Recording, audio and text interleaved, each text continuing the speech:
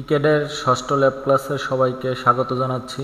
আমি M Ariful Islam, instructor, Sylhet polytechnic institute. তো চলো প্রথমেই দেখে নিই আমরা আমাদের সিলেবাসে কি রয়েছে। আমরা ইতিমধ্যে তৃতীয় অধ্যায় কমপ্লিট করে ফেলেছি। আজকে থেকে আমাদের চতুর্থ অধ্যায়। তো চতুর্থ অধ্যায়ের বিষয়বস্তু হলো organise the drawing information on layer. আর পঞ্চম অধ্যায় হচ্ছে এক্সপোর্ট পিসিবি নেটলিস্ট।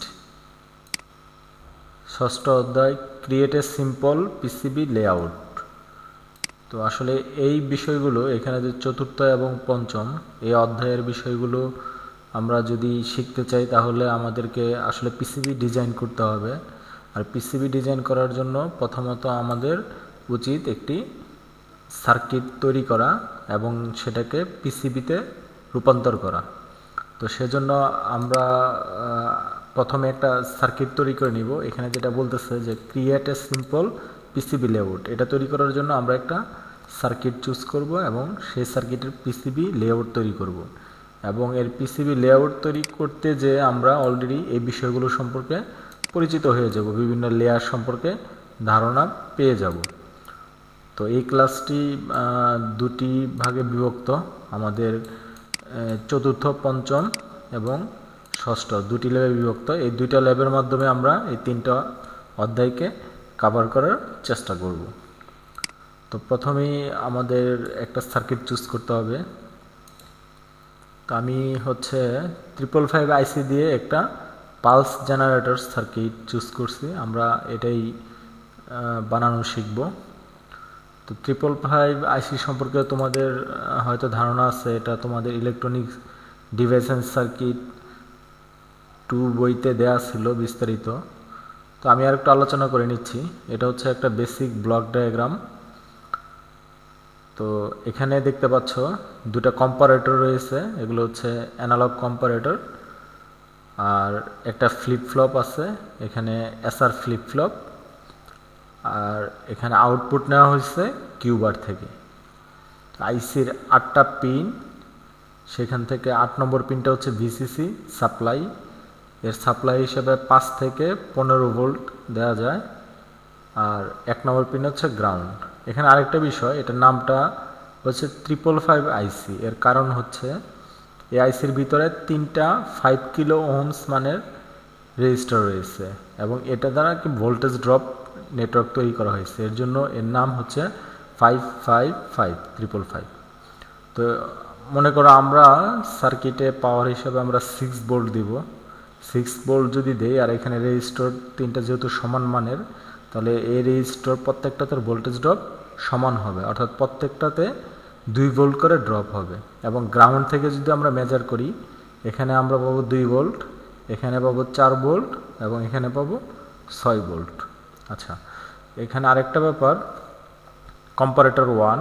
কম্পারেটর 1-এ দেখো পজিটিভ ইনপুটটি এই 5 কিলো ওহমস, অর্থাৎ এখানে কত 2 ভোল্টের সাথে সংযোগ করা আছে। আর এখানে ট্রিগার 2 নম্বর ইনপুটটি, এটা দেখুন নেগেটিভ ইনপুট হিসেবে অ্যাসাইন করা আছে। তো প্রথম কন্ডিশনে যখন আমরা সার্কিটে 6 ভোল্ট সাপ্লাই দিব, তখন 2 নম্বর পিন যদি গ্রাউন্ড থাকে বা 2 নম্বর পিনে যদি কোনো ভোল্টেজ না থাকে, তাহলে দেখো এখানে পজিটিভ ইনপুটটাতে 2 ভোল্ট থাকতেছে।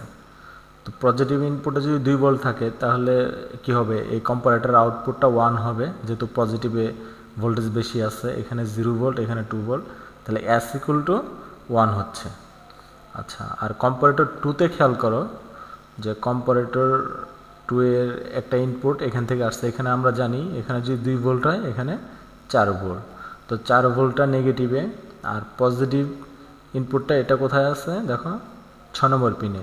তো এটাও যদি তোমার 0 ভোল্ট হয়, 6 এবং 2 মনে করি দুইটাই 0 ভোল্ট, তো সেই ক্ষেত্রে এই কম্পারেটরে দেখো নেগেটিভ ইনপুটটা বড় হচ্ছে, এখানে 4 ভোল্ট। তো এখানে কি হবে 0, অর্থাৎ S হবে 1 আর হবে 0। তো ফ্লিপ ফ্লপটা কী হবে, সেট কন্ডিশন, S যেহেতু 1। আর আমরা আউটপুটটা দেখো নিছি কিউবার থেকে। আর কিউবার থেকে নেওয়া মানে হচ্ছে যদিও সেট কন্ডিশন, তারপরও এটার আউটপুটটা চলে আসবে 0, অর্থাৎ আমাদের 3 নম্বর পিনে আউটপুট এটা 0 পাওয়া যাবে। আর এই ফ্লিপ ফ্লপটা রিসেট করার জন্য একটা ইনপুট রয়েছে, দেখো 4 নম্বর পিন, আর এটা হচ্ছে অ্যাক্টিভ লো। দেখতে পাচ্ছি আমরা যে এর ভিসিসি এবং গ্রাউন্ড কানেকশন করার পরে এই কম্পারেটর দুটা সেট এবং রিসেট কন্ডিশনে নেওয়া যায়।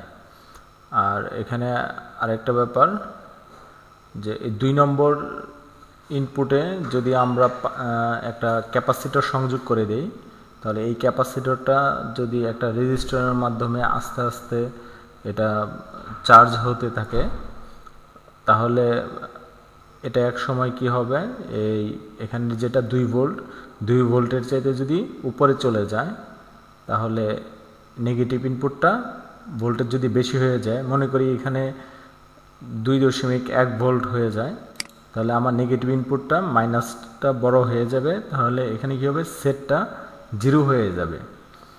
আর এখানে রিসেটটা তো এমনিতে এটা 0 আছে, তো 0 অবস্থাতে আমাদের ফ্লিপ ফ্লপের আউটপুট নো চেন অবস্থাতে থাকবে, অর্থাৎ সেট।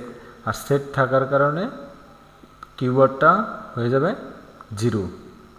আচ্ছা, এখানে যে ইনপুটটা আমরা ক্যাপাসিটর দিয়ে সংযোগ করছি বলছি, এটা যদি আমরা আস্তে আস্তে ক্যাপাসিটরের চার্জ বাড়তে থাকে এবং ক্যাপাসিটরের চার্জ এমন একটা পর্যায়ে চলে যায়, যেটা হচ্ছে এখানকার যে 6 নম্বর পিন, এই 6 নম্বর পিনের দেখো এখানে কত ভোল্ট আছে, নেগেটিভে আছে 4 ভোল্ট, এবং এটা যদি 4 ভোল্টের উপরে চলে আসে 6 নম্বর পিনে, তাহলে কি হবে, এটার আউটপুট পজিটিভটা কি বড় হয়ে যাবে, তাহলে R1 হয়ে যাবে, আর S তো এর আগে 0 ছিল, অর্থাৎ কি এটা রিসেট হয়ে যাবে ফ্লিপ ফ্লপটা। রিসেট মানে কি, কিউ হয়ে যাবে 0, কিউ বার হয়ে যাবে 1। আর একই সাথে দেখো কিউ বারটা 1 হওয়ার কারণে এখান থেকে একটা ট্রানজিস্টর, এই ট্রানজিস্টরটা অন হয়ে যাবে। অন হয়ে যাওয়া মানে কি, 7 নাম্বার পিনে যদি কোনো ক্যাপাসিটর লাগানো থাকে, সেই ক্যাপাসিটরটা এনপিএন ট্রানজিস্টরের মধ্যে দিয়ে গ্রাউন্ড হয়ে যাবে, অর্থাৎ এটা ডিসচার্জ হয়ে যাবে। তো এই থিওরির উপরে ভিত্তি করে আমাদের সার্কিটটা তৈরি করা। তো আসলে সার্কিটে আবার একটু আমরা দেখে নেই এটা কিভাবে কাজ করতেছে। দেখো যেভাবে বলছিলাম, আমাদের এখানে 1 নম্বর পিন গ্রাউন্ড, 8 নম্বর পিন ভিসিসি। এখানে সার্কিটটাতে দেখো 1 নম্বর পিন কি গ্রাউন্ডের সাথে সংযোগ করা আছে, 8 নম্বর পিন ভিসিসির সাথে সংযোগ করা। আবার এখানে দেখো 4 নম্বর পিনটা, এটা কি রিসেট। তো আমরা আসলে রিসেট নিয়ে কোনো কাজ করব না, সেজন্য রিসেটটা যেহেতু অ্যাক্টিভ লো, এটাকে আমরা হাই করে রাখবো, এটাকে সবসময় 1 করে রাখবো। আমরা আপাতত রিসেট নিয়ে কোনো কাজ করতেছি না। তো রিসেট হচ্ছে 4 নম্বর পিন, সেজন্য দেখো এখানে 4 নম্বর পিনটা ভিসিসির সাথে সংযোগ করা আছে। আচ্ছা, আর হচ্ছে 2 নম্বর পিনটা হচ্ছে আমাদের ট্রিগার, 3 নম্বর পিন আউটপুট। আচ্ছা, এখানে দেখো 3 নম্বর পিন থেকে একটা রেজিস্টর দিয়ে একটা এলইডি জ্বালানো আছে সিম্পল, মানে 3 নম্বর পিনের আউটপুটটা কি কন্ডিশনে আছে, 1 না 0, সেটা বোঝার জন্য এখানে একটা রেজিস্টরের একটা এলইডি সংযোগ করা আছে। তোমরা অন্য সকল সার্কিটে এইভাবে রেজিস্টার এবং এলইডি দিয়ে 1 না 0 সেটা দেখে থাকো একই রকম। আর এখানে দেখো 5 নম্বর পিনটাতে কি করা আছে, একটা 10 ন্যানোফ্যারাডের ক্যাপাসিটর দিয়ে এটা গ্রাউন্ড করা আছে। এখানে আমাদের 5 নম্বর পিন হচ্ছে কন্ট্রোল ভোল্টেজ। এই পিনের মাধ্যমে আসলে যে এই রেজিস্টরের, এখানে তো আমরা 6 ভোল্ট নিয়ে কথা বলতেছি, তো এখানে নর্মালি থাকার কথা হচ্ছে 4 ভোল্ট। এই ভোল্টেজটাকে যদি আমরা চেঞ্জ করতে চাই, তাহলে এই 5 নম্বর পিনে ভোল্টেজ দিতে হয়। আমরা এটা নিয়ে এখন কাজ করব না, সেজন্য এই পিনটাকে আমরা গ্রাউন্ড করে রাখবো একটা ক্যাপাসিটরের মাধ্যমে 10 ন্যানোফ্যারাড, যাতে করে এর মধ্যে যদি কোনো নয়েজ হয়, সেই নয়েজটা দূর হয়ে যায়। তো 5 নম্বর পিন নিয়ে আমাদের আপাতত কোনো কাজ নেই, 4 নম্বর পিনও কাজ নেই, এটাকে আমরা 1 এর সাথে সংযোগ করে রাখবো। আউটপুট থেকে তো আউটপুট নিব, গ্রাউন্ড আর ভিসিসি আমাকে কানেক্ট করতেই হবে। আর কাজ হচ্ছে এখানে 2 নম্বর পিন আর হচ্ছে 6 নম্বর পিন, ট্রিগার এবং থ্রেশহোল্ড, কারণ এই দুইটার মাধ্যমে আমরা এই ফ্লিপ ফ্লপ দুটা কখন কম্পারেটর দুটা কখন 1 হবে কখন 0 হবে সেটা সিলেক্ট করব। আর 7 নম্বর পিনটা হচ্ছে ক্যাপাসিটরকে ডিসচার্জ করার জন্য এই পিনটা আমরা ব্যবহার করব। এখানে দেখো কি করা আছে, এখানে হচ্ছে 3 নম্বর আউটপুট 5 নম্বর ক্যাপাসিটর দিয়ে গ্রাউন্ড করা আছে। 8 এবং 4 ভিসিসির সাথে সংযোগ আছে। 1 নম্বর পিন গ্রাউন্ড করা আছে, এটা গ্রাউন্ড পিন। দেখো 2 এবং 6 দুইটা শর্ট করে একটা ক্যাপাসিটরের সাথে সংযোগ করা আছে, কারণ 2 হচ্ছে ট্রিগার, 6 হচ্ছে থ্রেশহোল্ড। এই দুইটা হচ্ছে দুইটা কম্পারেটরের ইনপুট। আর এখানে আমরা একটা রেজিস্টর নিয়ে নিছি, এটা 10 কিলো ওহমস আর এখানে একটা 100 কিলো ওহমস। তো আমরা প্রকৃত সার্কিটে একটু মডিফাই করব। আমরা 10 কিলোর জায়গায় আমরা হচ্ছে 4.7 কিলো ওহমস নিব, আর এখানে 10 মাইক্রোফ্যারাডের জায়গায় নিব হচ্ছে 47 মাইক্রোফ্যারাড, কিন্তু কাজ একই রকম করবে। আর এখানে আরেকটা যেটা বোঝাতে যাচ্ছিলাম সেটা হলো, এখানে একটা ভেরিয়েবল রেজিস্টার সংযোগ করা আছে। এর কারণ কি, এখান থেকে পাওয়ার এসে এই ভেরিয়েবল রেজিস্টার মানের উপরে নির্ভর করবে ক্যাপাসিটরটা কত দ্রুত চার্জ হবে। তো ধরো এটা মোটামুটি মাঝের লেভেলে আছে, তো মনে করো এর দিক দিয়ে কারেন্ট এসে আস্তে আস্তে এটাকে চার্জ করতেছে। তো প্রথম অবস্থাতে কি ক্যাপাসিটরের ভোল্টেজ 0 থাকবে, সেজন্য কি 2 নম্বরেও 0 ভোল্টেজ, 6এও 0 ভোল্টেজ। তো 2 এবং 6 0, 2তে 0 থাকার কারণে কি পজিটিভ বড়, সে কারণে সেট হয়। আর সেট হওয়ার কারণে কিউ বার কী হয়ে যায়, 0 হয়ে যায়, আউটপুট আমার থাকে না। আচ্ছা, এরপর আস্তে আস্তে এদিক দিয়ে কারেন্ট আসতে থাকে এবং এই ক্যাপাসিটরটা চার্জ হতে থাকে। তো এই ক্যাপাসিটরের চার্জের মান যদি আমাদের 2 ভোল্ট ক্রস করে, যেটা বলতেছিলাম, যদি 2 ভোল্ট ক্রস করে, এখানে ক্যাপাসিটর দেখো 2 নম্বর পিনে ক্যাপাসিটর লাগানো আছে 2 এবং 6 দুটাতেই। তো যদি এটা আমাদের 2 ভোল্ট ক্রস করে, তাহলে কি এটা রেফারেন্স ছিল 2 ভোল্ট, এটা যদি 2 ভোল্ট ক্রস করে তাহলে হচ্ছে পজিটিভের চাইতে নেগেটিভটা বড় হয়ে গেল, তাহলে এখানে কি 0 চলে আসতেছে। আর এখানে যেহেতু 4 ভোল্ট, 6 নম্বর পিনটাও যেহেতু 2 এর সাথে শর্ট করা, কিন্তু এটা পজিটিভটা বড় হচ্ছে না, কারণ আমার তো 2 ভোল্ট, সেজন্য এখানে নেগেটিভটাই বড় আছে। তা আর 0 এবং এসটা দেখো এসে হচ্ছে নেগেটিভ ভোল্টেজটা, এতক্ষণ নেগেটিভ ভোল্টেজ ছোট ছিল, পজিটিভ বড় ছিল, সেজন্য এস 1 ছিল। আর 1 হওয়ার কারণে কিউ 1 ছিল, কিউ বার 0 ছিল। আর এখন যখনই 2 ভোল্ট ক্রস করে গেছে, তখনই এটা নেগেটিভটা বড় হয়ে গেছে, এখানে 0 চলে আসছে। এবং আর তো 0ই রয়ে গেছে, কারণ এই যে নেগেটিভটা এখনও বড়, নেগেটিভ 4 ভোল্ট। তো 0 0 এসআর ফ্লিপ ফ্লপের আউটপুট নো চেঞ্জ থাকে, অর্থাৎ নো চেঞ্জ কি আগের যেটা সেট কন্ডিশন ছিল সেই সেট কন্ডিশনই আছে, অর্থাৎ কিউ 1 আছে, কিউ বার 0 আছে, আমাদের আউটপুটটা 0 আছে। তেমন অবস্থায় চার্জ আস্তে আস্তে আরও বাড়তে থাকলো। তো বাড়ার পর এই ক্যাপাসিটরের চার্জটা যদি এই এখানে কত 4 ভোল্ট, এই 4 ভোল্টকে ক্রস করে যায়, এখানে তো নর্মালি 0 আছেই, এটা 4 ভোল্ট ক্রস করার কারণে পজিটিভটা বড় হয়ে গেল, এখন আরটা 1 হয়ে যাবে, এসটা 0। তাহলে কি হলো, আর 1 এস 0, ফ্লিপ ফ্লপটা কি রিসেট হয়ে যাবে। রিসেট মানে কিউ 0 হয়ে যাবে, কিউ বার 1 হয়ে যাবে, অর্থাৎ এবার আমরা আউটপুটে একটা 1 পাবো। 1 পাওয়ার কারণে আমাদের এই এলইডিটা কী করবে, জ্বলে উঠবে।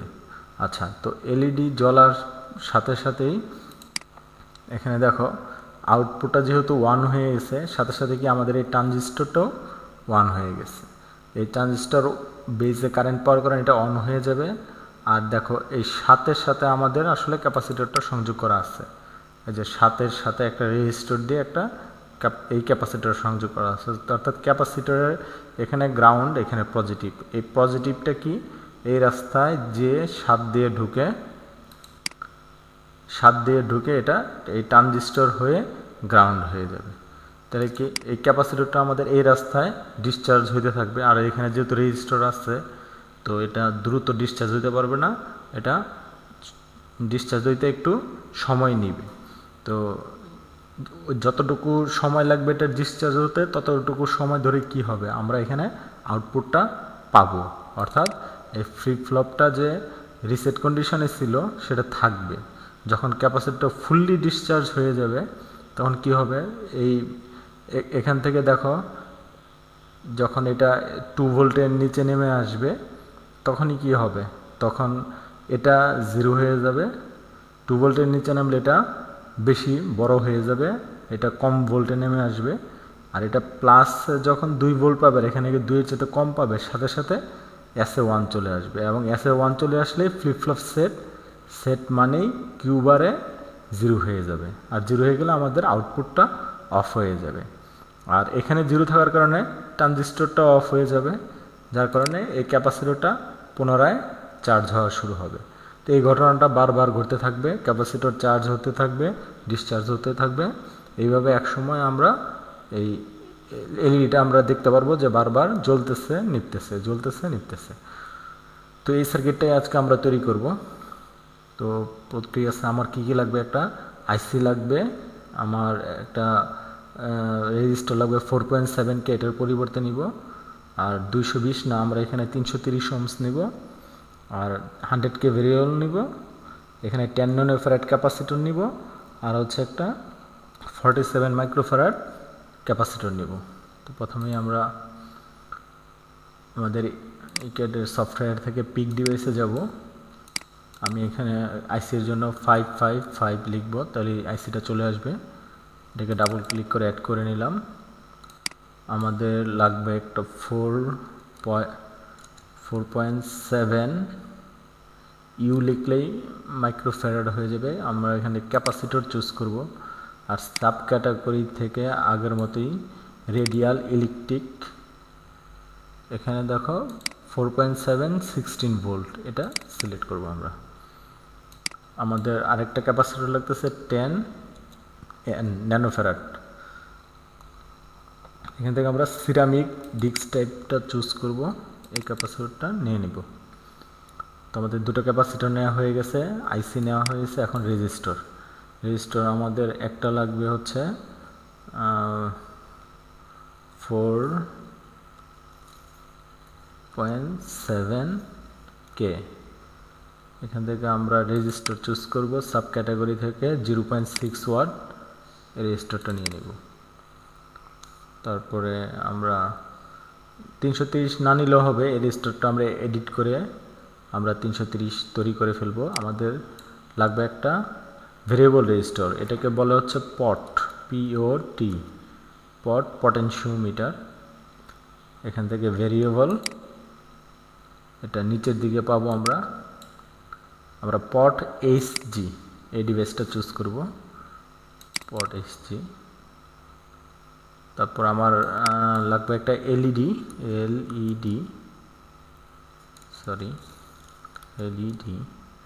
তারপর আমরা এখানে অপটো ইলেকট্রনিক্স চুজ করব। তারপরে এলইডিস, এখান থেকে আমরা অ্যানিমেটেড একটা এলইডি নিব।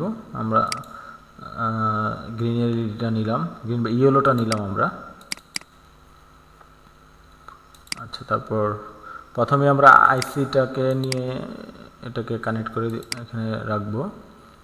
তারপর হচ্ছে আইসির ভিসিসি এবং গ্রাউন্ডকে কানেক্ট করব। এর জন্য আমরা এখানে টার্মিনাল মোডে যাব। তারপর এখান থেকে একটা পাওয়ার, আমরা পাওয়ারটা একটু উপরে দিব। আর পাওয়ারে আমরা দিয়ে দিব +6 ভোল্ট।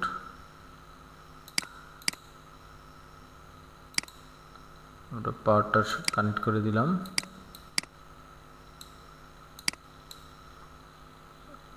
আর এখানে আমাদের গ্রাউন্ড কানেক্ট করতে হবে।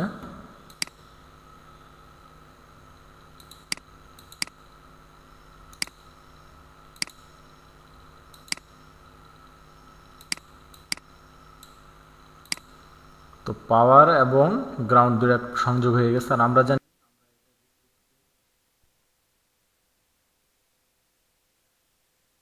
তো আমরা এটা রিসেটকে যেহেতু ব্যবহার করব না, সেজন্য আমরা রিসেটকে এটা ভিসিসির সাথে সংযোগ করে দিব।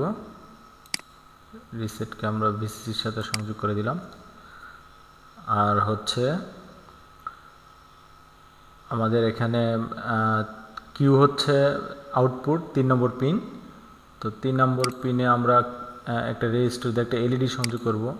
আমরা 4.7K রেজিস্টারটা নিয়ে আসলাম, এটাকে আমরা ভ্যালুটা মডিফাই করে দিই। আমাদের এটা হবে 330 ওহমস। ওহমসের জন্য আর লিখতে হবে। 330 ohms।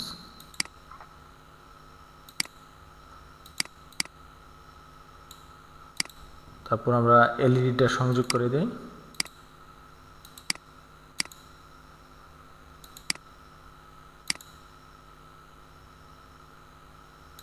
তো আমাদের দেখো পাওয়ার সংযোগ হয়ে গেছে, আর এখান থেকে আউটপুটও সংযোগ হয়ে গেছে। আর রিসেটটাকে আমরা ভিসিসির সাথে শর্ট করে দিলাম। এখন হচ্ছে আমরা আমাদের 5 নম্বর পিন, এটা দিয়ে যেহেতু কোনো কাজ করব না, আমরা কন্ট্রোল ভোল্টেজ চেঞ্জ করব না, আমরা এটাকে একটা ক্যাপাসিটর দিয়ে আমরা এটাকে গ্রাউন্ড করে দিব। 5 নম্বর পিনটাকে আমরা 10 ন্যানোফ্যারাড একটা ক্যাপাসিটর দিয়ে গ্রাউন্ড করে দিচ্ছি। আমাদের ক্যাপাসিটর দিয়ে 5 নম্বর পিনটা গ্রাউন্ড করে দিলাম। আর হচ্ছে আমরা আমাদের সার্কিটে দেখতে পাইছি যে এখানে 2 এবং 6 নম্বর পিন শর্ট করা আছে এবং একটা ক্যাপাসিটরের সাথে সংযোগ করা আছে।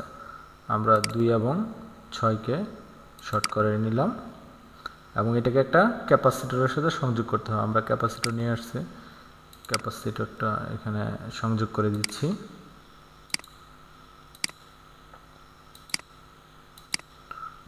আর কি দেখেছি আমরা এখানে ডিসচার্জের জন্য এখানে কি একটা 10 কিলো ওহমের রেজিস্টার দেওয়া আছে, আমরা এখানে 4.7 কিলো ওহমের রেজিস্টার দিব।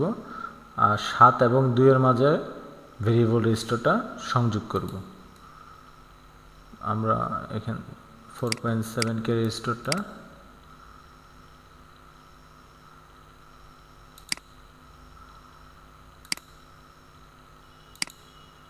বিসিসি থেকে সাথে সংযোগ করে দিচ্ছি। আর এখন হচ্ছে পটটাকে নিব,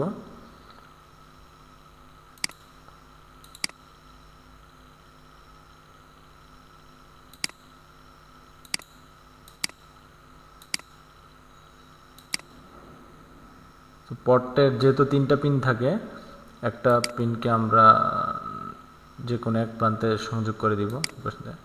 আর একটা ব্যাপার, পটের ভ্যালুটা এটা 1K আছে, আমরা এটাকে 100K করে দিব। তো আমাদের সার্কিটটা তৈরি হয়ে গেছে, আমরা এটাকে সিমুলেট করে দেখি, প্লে করে দেখি।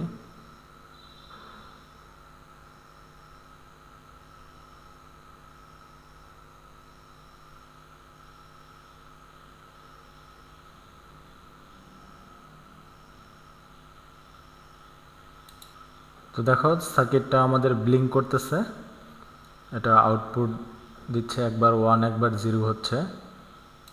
তো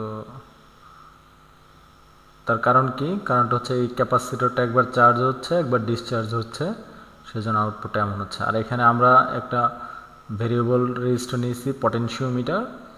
তো এটাকে আমরা যদি মান পরিবর্তন করি তাহলে আমাদের এখানে ক্যাপাসিটরের চার্জিং টাইমটাও পরিবর্তন হবে, ডিসচার্জিং টাইমটাও পরিবর্তন হবে। সেজন্য সেট এবং রিসেট যেই ফ্লিপ ফ্লপটা হচ্ছে সেই টাইমটাও ভেরি করবে। তো দেখি আমরা এটাকে চেঞ্জ করে, আমরা যদি এটাকে উপরে উঠাই নিই,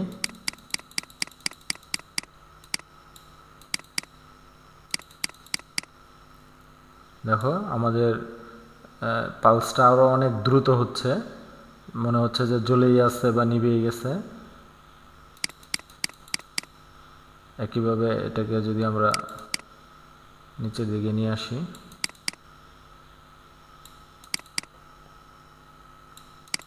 দেখো পালসটা স্লো হয়ে গেছে। আরো নামাই দিলে আরো স্লো হয়ে গেছে পালসটা। ও আমাদের একটা জিনিস ভুল হয়ে গেছে, আমাদের ক্যাপাসিটরের ভ্যালুটা আমরা ভুল নিয়ে আসছি। এটা হচ্ছে 4.7 চলে আসছে, আমরা 4.7 না, এটা দিয়ে আমরা 47U। এখন এটাকে প্লে করি।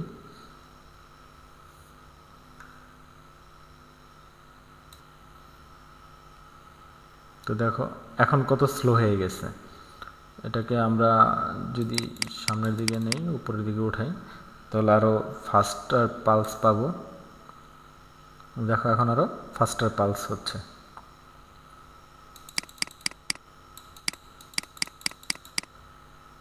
দেখো এখন প্রায় প্রতি সেকেন্ডে একটা করে পালস দিচ্ছে। এটাকে যদি আমরা 95% করি তাহলে দেখো কত দ্রুত পালস দিচ্ছে। তো এটি আমাদের ক্লক জেনারেটর সার্কিট। তোমরা এই ক্যাপাসিটরের ভ্যালু চেঞ্জ করে আরও দেখতে পারো। এর মান যদি কমাও তাহলে আরও স্পিডে ব্লিঙ্ক করবে, এর মান যদি বাড়াও তাহলে আরও স্লো ব্লিঙ্ক করবে। আর এখানে তো রেজিস্টার রয়েছে, এই রেজিস্টারের মাধ্যমেও তুমি এর সাইকেল চেঞ্জ করতে পারো।